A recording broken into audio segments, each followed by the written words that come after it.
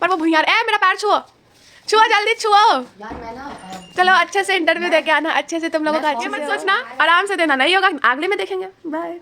के बाद चलिए हम भी रेडी होते हैं क्योंकि विशाखा को 2 रेज्यूमे निकालना था और उसने एक ही निकाला है और दुकान 9 बजे खुलती है तो हम उसका रेज्यूमे निकाल के उसको देंगे क्योंकि इंटरव्यू में क्या पता 1 से 2 रेज्यूमे का काम आ जाए। तो हम जाके तैयार होते हैं एंड देन नाश्ता करते टाइम आपको मिलते हैं। मैं ऊपर ही आज दूध ले आऊँगी और फिर टिकरी के साथ खाऊंगी।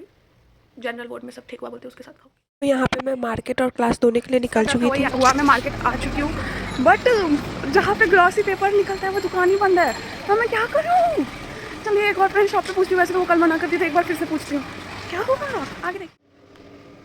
शाखा का ये निकल गया और अब मैं जल्दी जल्दी इसको जाके दे दूँगी और फिर अगर मुझे टाइम मिला तो मैं क्लास के लिए चली जाऊँगी। पर मुझे लगता नहीं है क्योंकि 9-12 हो चुके हैं और 9 बजे क्लास थी तो चलो जल्दी चलते हैं। उसका अलग कहाँ हो रहा है और मेरा SBI में है तो चलो मुझे नहीं लगता कि मैं कर पाऊँगी अच्छी क्लास। बाय गाइस हम क्लास करके निकल चुके हैं और अभी मैं हॉस्टल जा रही हूँ। मेरा 2 ही क्लास था और भगवान की कृपा है अगर आप ये एग्जाम्पल है जीता जागता अगर आप सामने वाले के लिए अच्छा सोचेंगे तो आपके साथ भी अच्छा होगा।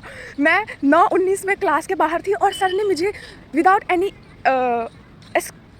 क्या बोलूँ मैं कुछ नहीं पूछा ऐसे बोला हाँ आइए और मैं घुस गई और मैं बैठ गई और मेरा अटेंडेंस भी मिल गया। मैंने नोट्स भी बना लिए और सर ने कुछ बोला भी नहीं। वो आओगे नहीं अच्छे थे सर मुझे एक्सप्लेन भी नहीं करना पड़ा। नहीं तो मुझे लगा था कि चलो भाई यहाँ पे भी बोलो कि मैंने तो पूरा स्क्रिप्ट रेडी कर लिया था। सर मुझे दोस्त का रेज्यूमे निकालना था एक दुकान बंद था तो मुझे दूसरे में भागने पड़ा। मैं सब कुछ सोच के गई थी बट सर ने मुझे ऐसा कुछ पूछा नहीं। हाँ मैं बच गई।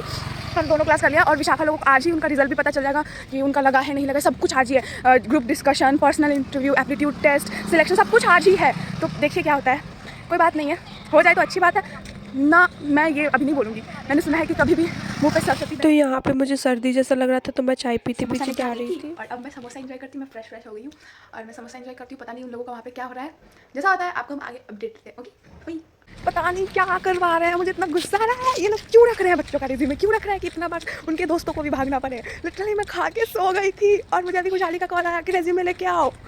अब फिर उसका कॉल आ रहा है क्या बोलती है देखती हूँ क्योंकि मैं तो निकल चुकी हूँ।